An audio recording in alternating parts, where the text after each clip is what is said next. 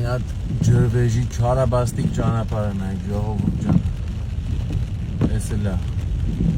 Ուշի պես դժբախտ ու դժգույն, ըստ փողոց ես չգիտեմ քանի անգամ են սարքում են ու ոչ մի բան չի ստացվում։ Ջրվեժից դեպի Ձորախտուր բարձրացող հատվածն է։ Ճիշտ է, այս վիճակն է։ Սեդան մեքենաները բարի բուն իմաստով 3 անգամ վրա անցնեն ավտոյի ընթացքային գործերը կարող են։ Ու այս ամեն ինչի ամենաչքնախ պահը գիտեք որն է։ Որ այս աչի վրա, այդ ճանապարհ զգացեք էլի ոչ այն կողմը կա, ոչ այս կողմը։ Աչի վրա ապրում է մեր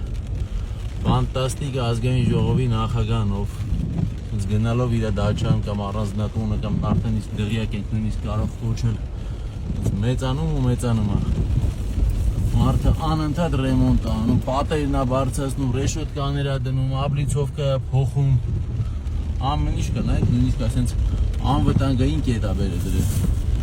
Հիմա հարցը մեկն է ոնց անենք, որ այս իր տունը սարքողները որտես լավ որակով ու արագ են սարքում, այդ նույն որակովը վերջապես սկսեն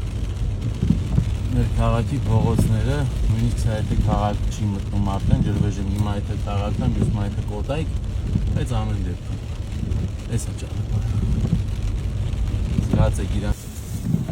շարունակություն զգացեք ժողովուրդ ջան։ Ճանապարհը մեր ասեք։ Ազգային ժողովում արդեն քանի падգամավոր, արդեն նույնիսկ падգամավորներ կան, որ էլ падգամավոր չեն, արդեն նախարարներ կան, որ էլ նախարար չեն։ Այս նույն ջրվեժի ճանապարհի մասին խոսել են 1000 անգամ։ Ամեն անգամ սարքում, թքում կպցնում են փողերը, գրպանում են, անորակ ճանապարհ են ստանում, որից 1 տարի հետո, կես տարի հետո այս մի քիչ տեղումներ ա լինում, այս ճանապարհների հերանիցվում է։ Բա մարդիկ տուն չէ պետք է պահեն։ Պետական ճանապարհը ում է ուզում, կամ նայ։ Ջրվեժի գերեզմանոցն է։ Ասել մեր ճանապարհը։ Ազգովի կարող ենք դիմում գրել, որ ԽՊ-ն մեր մեքենաների աշխատանքի ես սարքելու գումարները հատուց